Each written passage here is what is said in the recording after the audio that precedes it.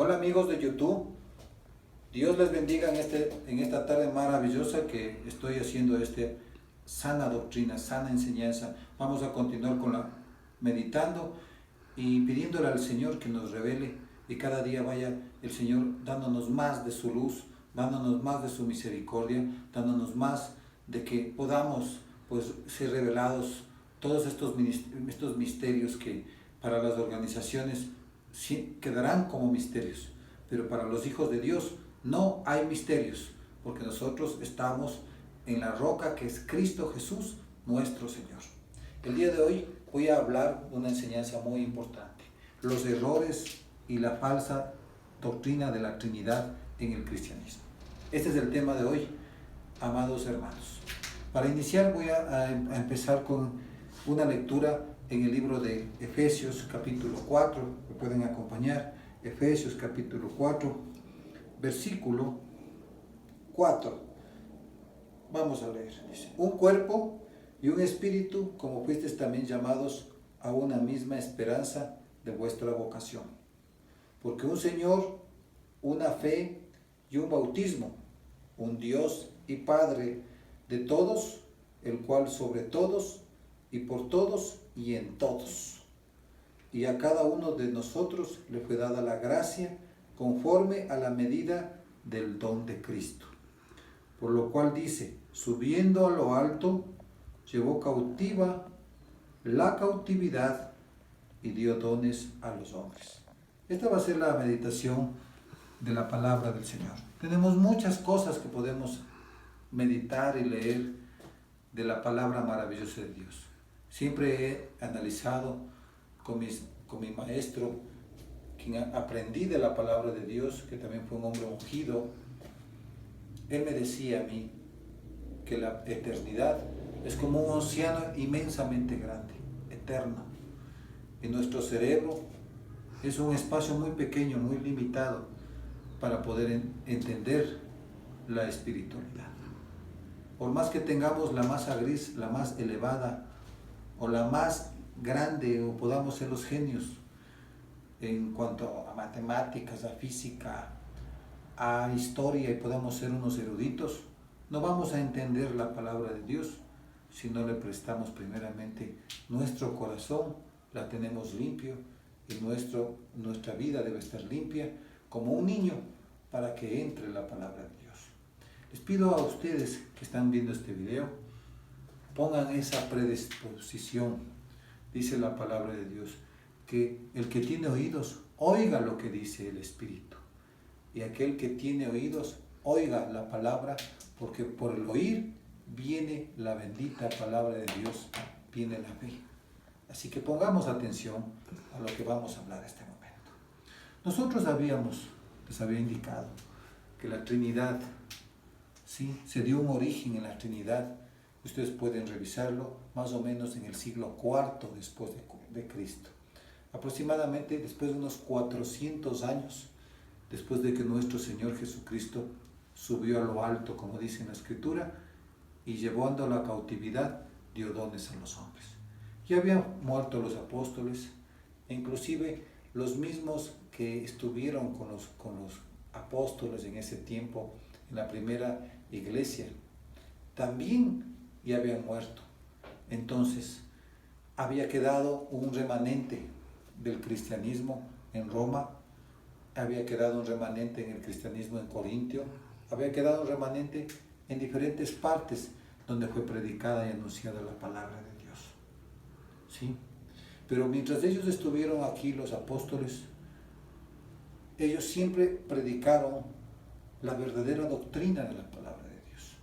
Muchas iglesias y organizaciones se jactan, podemos decir que se jactan, que dicen que ellos son la continuidad de la iglesia apostólica. Para poder decir eso, tenemos que saber si estamos en el origen de la palabra de Dios. Quiero manifestaros a todos ustedes que ninguno de los apóstoles ni ninguno de los profetas fue trinitario. La Trinidad es un invento de los hombres. Vamos a partir de eso que les estaba indicando. El emperador Constantino emperador de Roma, en el concilio de Nicea, en el año 325 después de Cristo, ¿sí?, tuvo una reunión en ese concilio y él formó la Trinidad. Se formó la Trinidad, es decir, a Dios lo manifiestan con tres personas distintas. A Dios lo manifiestan con tres personas distintas en un solo Dios. Como yo había hablado en las otras enseñanzas, yo creo en el Dios verdadero, en el único Dios y no en las tres distintas. La palabra de Dios nunca se refiere al Espíritu Santo como que fuera una persona. Para ser una persona tiene que tener un cuerpo y un espíritu. Eso se llama una persona. Si no, ¿cómo podemos identificar a una persona? Usted va a decir a alguien, eso es una persona, cuando usted ve un aire o ve un espíritu, va a decir, ¿es una persona? No podemos decir que es una persona. Podemos darle el tratamiento o el nombre que sea necesario decirlo, pero una persona es una persona que podemos identificarlo como persona, es decir, que tiene un cuerpo y un espíritu. El apóstol Santiago, si ustedes leen en las cartas de Santiago, dice que el cuerpo sin espíritu está muerto. Así también dice que nuestra fe sin obras también está muerta. Es decir, si yo en este momento saliese mi espíritu de mi cuerpo y mi alma, yo ya no fuera una persona, fuera ya algo inerte, porque vive mi espíritu dentro de mí, vive el aliento que Dios me ha dado, soy una persona. ¿Cómo explicamos entonces que Dios es tres personas? Vamos, acompáñenme conmigo a una pequeña charla que voy a dar aquí en la pizarra, donde voy a dar una pequeña explicación donde tal vez nadie les ha dado este tipo de explicación, más sencilla, para no estar hablando de tantas cosas que a veces salimos con la cabeza así, llena de tantos pensamientos filosóficos. Mejor, ¿por qué no nos vamos a la palabra de Dios y a esta pequeña enseñanza que les voy a dar? Habíamos hablado de que decimos que Dios, el Padre, ¿sí? Hablamos de Dios, el Padre. Hablamos de un Hijo. Ya podemos saber de quién estamos hablando, de su Hijo Jesucristo. Y hablamos del Espíritu Santo. ¿Sí? En el tiempo, cuando vinieron los apóstoles, cuando Dios se manifestó, desde Adán hasta los profetas, que es el libro último, los Malaquías, Dios se manifestó, dice la palabra en el libro de Hebreos 1, de diferentes formas y de muchas maneras habló a los hombres. Por eso podemos tener como ejemplo que Dios habló a Moisés por medio de una zarza. Dios no era una zarza, pero Dios se manifestó por medio de una zarza. Dice que la zarza no ardía, pero no quemaba. Y Dios habló a través de una zarza y le dijo que vaya y saque al pueblo de Egipto que estaba en la esclavitud. Si lo recuerdan, lo pueden encontrar en el libro de Éxodo capítulo 3, versículo 14. Dios se manifestó y le habló por medio de una zarza. Pero si nos podemos analizar, ¿Dios es una zarza? Por supuesto que no. Dios por medio de una zarza habló. También Dios le habló a Abraham a través de un sueño. También Dios le habló a Job en un torbellino. Dios se manifiesta en diferentes formas, habla Dios al hombre. Le habló al mismo Faraón por medio de un sueño. Le habló Dios a Nabucodonosor en un sueño, cuando iba a tener su destrucción y cuando iba a caer su imperio, el imperio de Babilonia. Dios le habló que iba a tener un gran árbol gigantesco donde posaban las aves del cielo, y era grande y todo. Y quien le pudo interpretar ese sueño fue Daniel. No podían interpretarlo ningún tipo de astrólogo, adivino del reino, sino quien tenía el Espíritu Santo o quien podía interpretar en el Espíritu Santo lo que hablaba ese sueño. También lo habló al faraón en ese tiempo cuando José estaba en esclavitud. Soñó de las 7 vacas gordas y después soñó de las 7 vacas flacas, ¿recuerdan? Entonces Dios ha hablado de muchas maneras a los hombres, ¿sí? Pero este momento quiero manifestaros que cuando vino el Hijo Jesucristo, dice que Él habló, que nos habló por medio del Hijo. ¿Cuándo vino el Hijo? En los 4 evangelios.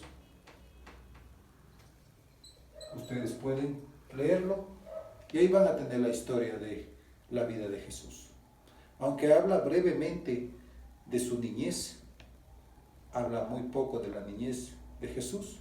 Sabemos que en los 4 evangelios, cómo el Hijo fue explicándonos y cómo fue hablando de todo lo que el Padre le manifestaba.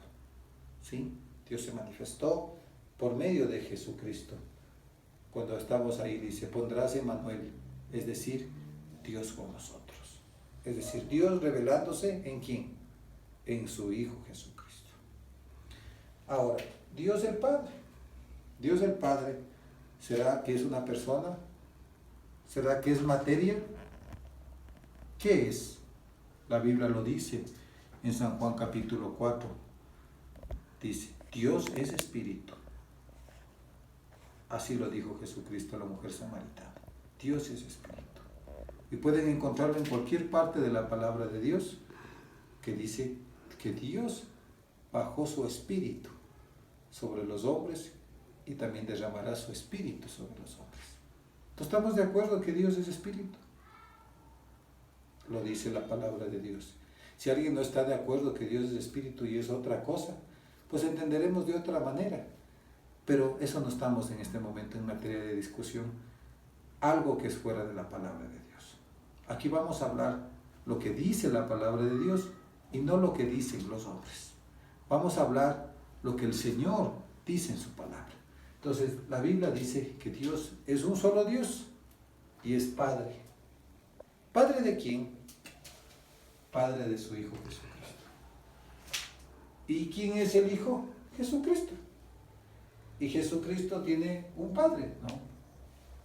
Eso es algo que significa que no tiene discusión. Es sine qua non. No podemos discutir.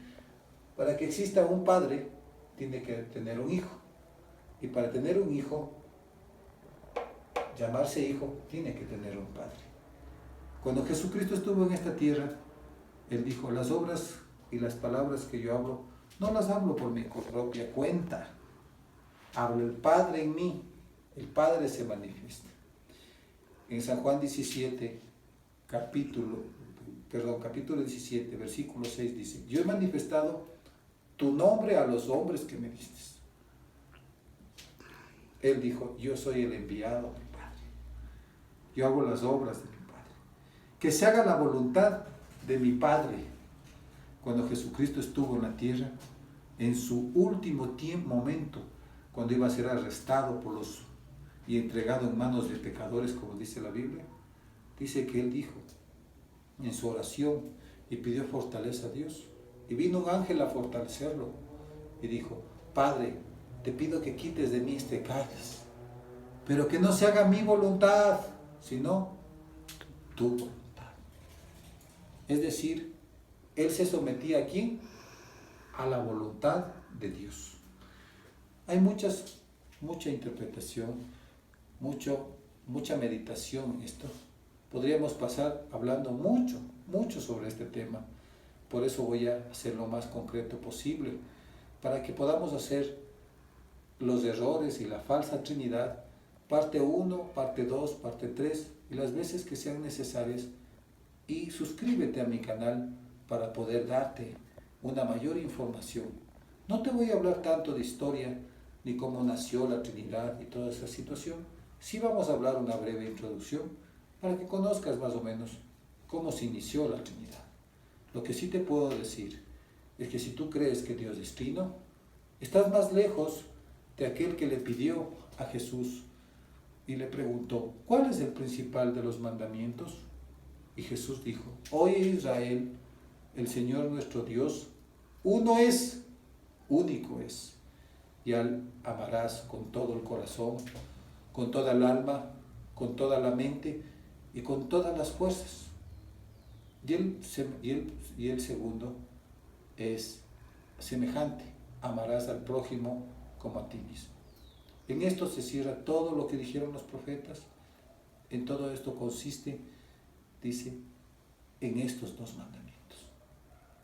Entonces el maestro de la ley, escuchándolo lo que Jesús le había dicho, y eso está en la palabra, que lo podemos dar la cita, dijo, bien has dicho, maestro, que Dios es uno y no hay otro para él. Y a él hay que amarlo con todo el corazón, con toda el alma, con toda la mente y con todas las fuerzas. Y el segundo, al prójimo como a ti mismo. Y el Señor Jesucristo dijo, tú no estás lejos del reino de Dios. Es decir, mis queridos amigos y hermanos que me están escuchando, si tú estás abrazando una doctrina trinitaria, estás más lejos que el mismo maestro que dijo, en verdad has dicho, maestro, que Dios es uno. Dios es uno. Dios es un solo Dios. En San Juan, capítulo 17, en la oración que el Señor Jesucristo hizo, antes de partir, antes de ser entregado en manos de pecadores, el mismo Señor Jesucristo dijo en San Juan 17, versículo 3, y esta, escúcheme, y esta es la vida eterna, que te conozcan a ti, el único Dios verdadero, y a Jesucristo, a quien tú has enviado.